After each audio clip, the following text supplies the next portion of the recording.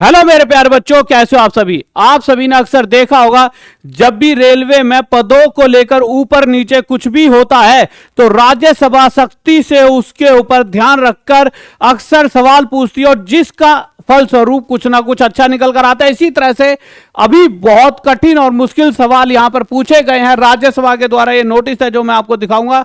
यहां पर ये नोटिस आया है, इस नोटिस में जो जो सवाल पूछे गए हैं सभी सवालों को यहां देखेंगे और उस सवालों के बहुत बड़े लेवल पर जवाब दिए गए हैं। मंत्री जी से यहां पे सीधा सीधा कहा गया है कि will the minister of railway be please to state, क्या रेलवे मिनिस्टर इसका जवाब देंगे। तो बहुत सख्ती से क्वेश्चन पूछे गए जिनके सख्ती और बहुत समझदारी के साथ जो आंसर है उसमें क्या आपका फायदा छुपा हो, सारी चीजें देखते हैं। 2014 से लेकर अभी तक के सारे सवाल पूछे गए हैं भर्ती को लेकर।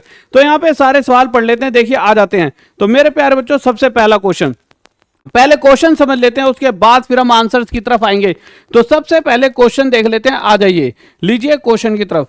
तो यहां पे क्वेश्चन है पहला, ऊपर कर देते हैं इसको। सबसे पहले आया कहां से, ministry of railways, Rajya Sabha, unstarred question number 610, answer on 7/2/2025, re-engagement of retired employees in railways. Shri A Rahim, will the minister of railways be please to state, क्या मिनिस्टर ऑफ रेलवेज इसका जवाब देना चाहेंगे। और कोई बच्चा इसको हिंदी में समझना चाहे तो मैं इंग्लिश हिंदी दोनों में इसको बताते हुए चलूंगा। पहले एक बार मैं इसको पढ़ देता हूं क्या क्वेश्चन है।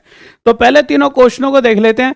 पहला question, the number of retired employees who have been reengaged by the railways in the last 3 years, the number of vacant posts remain unfilled by new recruitment during the same period, and the criteria used to determine the necessity of re-engaging retired staff instead of hiring qualified young candidates. Qualified young candidates यानी ये आपकी बात हो रही है। अब इसके जवाब में यहाँ पे आंसर है, एक बार मैं हिंदी में और पढ़ देता हूं जिससे कि आप समझ पाएंगे क्या क्वेश्चन है। तो जो हिंदी वाला नोटिस है उसी को पढ़ देता हूं जिससे एक एक शब्द जो हिंदी के नोटिस में है वो आप तक पहुंच पाए। तो यहां पर साफ साफ लिखा हुआ है, रेलवे में सेवा निवृत्त कर्मचारियों की पुनः नियुक्ति।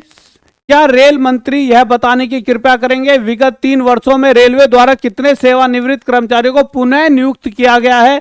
इसी अवधि के दौरान नए नियुक्तियों द्वारा रिक्त रह गए पदों की संख्या कितनी है। और योग्य युवा अभ्यर्थियों को, जैसा कि आप योग्य युवा अभ्यर्थियों को नियुक्त करने के स्थान पर सेवानिवृत्त कर्मचारियों को पुनः नियुक्त करने की आवश्यकता निर्धारित करने के लिए क्या मापदंड अपनाए गए हैं। कि मतलब आपकी जगह किसी और को जॉब दे दी जा रही है, क्या उसके कोई मापदंड हैं। तो अब यहां पर ये सभी उत्तर हैं, इंग्लिश हिंदी दोनों में पढ़ते हुए चलते हैं। तो इंग्लिश में आंसर पढ़ते हैं सबसे पहले। अब यहां पर शुरुआत होती है आंसर्स की और बहुत लंबे तरीके से आंसर है, ध्यान से आप देखते रहना। आंसर मेरे प्यारे बच्चों, minister of railways information and broadcasting and electronics and information technology, Shri Ashwini Vaishnaw. Shri Ashwini Vaishnaw ji आप सभी को पता है रेलवे मंत्री जी हैं। यहां पर ये कहते हैं A to C, occurrence and filling up of vacancy is the continuous process on Indian railways. की भाई जो इंडियन रेलवे जो वैकेंसी खाली होती है और उनको भरा जाता है वो एक कंटिन्यूअस प्रोसेस और बहुत अच्छे तरीके से रेलवे उसे निभाता रहता है।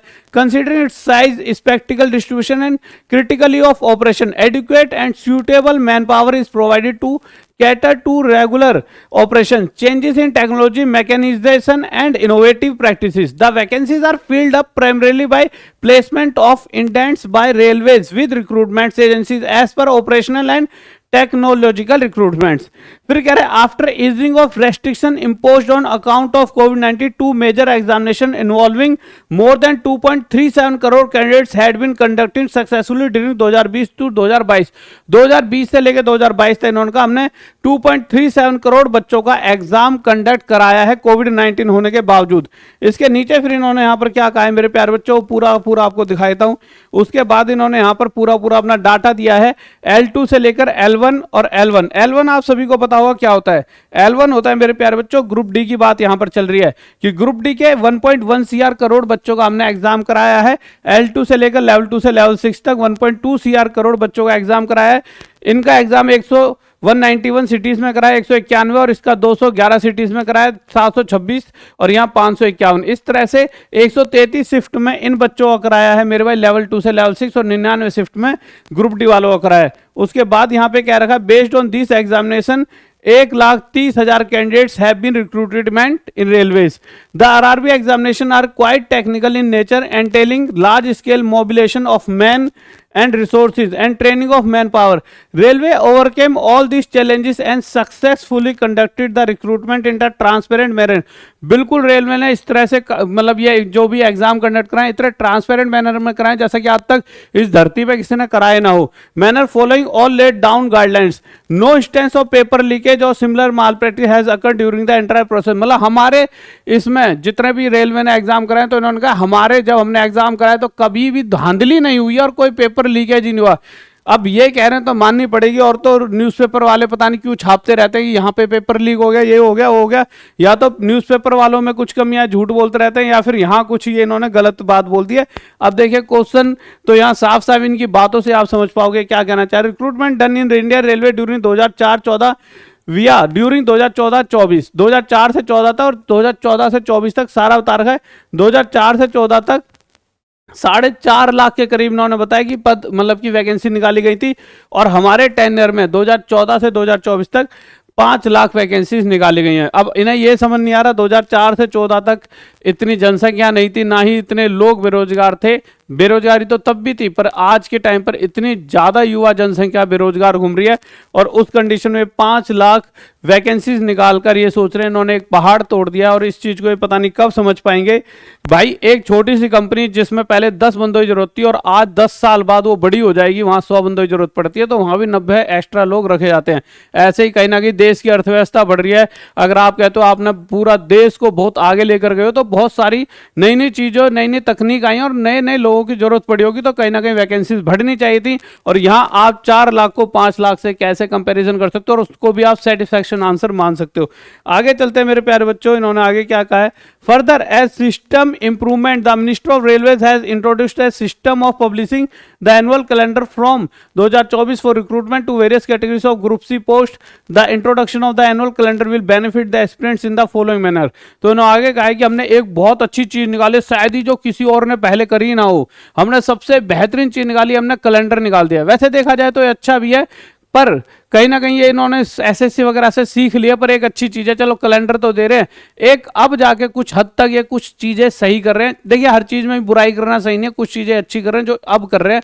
कैलेंडर दे रहे हैं टाइम टू टाइम और एक ये बहुत अच्छी चीज़ है. वो पर ये डिपेंड अच्छा तब करता है कि जब हर साल दें. पिछले साल कैलेंडर दिया था, इस साल का तो अभी तक भी नहीं आया. कहीं ना कहीं जनवरी आपका खत्म हो चुका है मेरे भाई और अभी तक भी कोई अता पता नहीं है किसी भी कैलेंडर का. तो अभी इन्होंने पिछले साल जो बात कही थी फिर से कंटिन्यू 5 साल लगातार दें तो ये बात मानी जाएगी. हाँ अपनी बात पे कायम है. पर इन्होंने कहा कि हम बहुत अच्छे तरीके से मतलब देखिए पहली बार एक बार कैलेंडर दिया उसे भी कितना रच के इन्होंने यहाँ पे लिखा है. मतलब पता नहीं कितना महान काम करा है. पर अगर रेगुलर करते हैं तो हम भी इसे महान काम मानेंगे.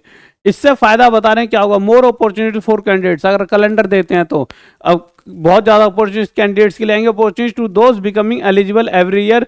और हर उस बच्चे के लिए फायदा होगा जो हर साल मेहनत कर रहा होता है. Certainty of exams, faster recruitment process, training and appointments. लिख तो रहे हैं कि फास्टर रिक्रूटमेंट होगा यानी कि शायद उसी साल बच्चे को जॉब मिल जाएगी. पर ऐसा अभी तक तो देखने को नहीं मिला. बहुत कम से कम फरवरी में या जनवरी मार्च में जिनके मतलब नोटिस निकले थे और अभी तक भी मुझे नहीं लगता ज्वाइनिंग. देखिए ये कहने और करने में बहुत फर्क है. पर देखते हैं चलिए इनकी बातें इस बार कितनी सच निकल कर आती हैं. Accordingly 10 satellite employment notification for 92,116 vacancies have been notified during January to December 2024 for filling up of post of assistant loco pilot. क्या ना 92,000 और वैकेंसीज 2024 में यानी पिछले साल निकाली गई हैं. असिस्टेंट लोको पायलट, टेक्नीशियन की, सस्पेक्टरी कांस्टेबल की और जेई की. उसके अलावा मेरे भाई depot material superintendent, DMS, chemical and metallurgical assistant, CMA. मुझे नहीं पता शायद ये टोटल 92,000 बन जाता होगा. देखना पड़ेगा 92,000 बनता ही नहीं बनता. आगे इन्होंने कहा पैरीमेडिकल कैटेगरी में निकाली है, एनटीपीसी में निकाली है, ग्रेजुएट, अंडर ग्रेजुएट और उसके अलावा मेरे भाई लेवल 1 ग्रुप डी और मिनिस्टर और आइसोलेटेड कैटेगरीज की हमने इस तरह से वैकेंसीज निकाली हैं. सारी बातें इन्होंने यहाँ पे कही हैं. आगे जाके यहाँ पे ये वैकेंसी कैंडिडेट्स बता दिए, सिटीज़ बता दिए कि मेरे भाई first stage CBT for the post of ALP 18,000 vacancies ये थी, 452 वैकेंसीज ये थी, 7,000 वैकेंसीज ये थी, 14,000 वैकेंसीज ये थी. तो यहाँ पर ये पूरे साल में जितनी 2024 में वैकेंसीज निकाली हैं वो सारी वैकेंसीज इन्होंने यहाँ पे गिना दी कि इतनी इतनी वैकेंसीज थी और इसके कंपैरिजन में कितने इतने बच्चे कैंडिडेट्स यहाँ पे 1 10 100 1000 10,000 लाख 10 लाख 18 लाख बच्चे ये, 15 1 लाख बच्चे ये, 11 1 लाख बच्चे ये, इतने कैंडिडेट्स एग्जाम दे चुके हैं। तो ये सारा यहाँ पे डाटा भी आ जाता है। 22 1 लाख बच्चे यहाँ पर ये, तो यहाँ पे सारा डाटा आता है कितना।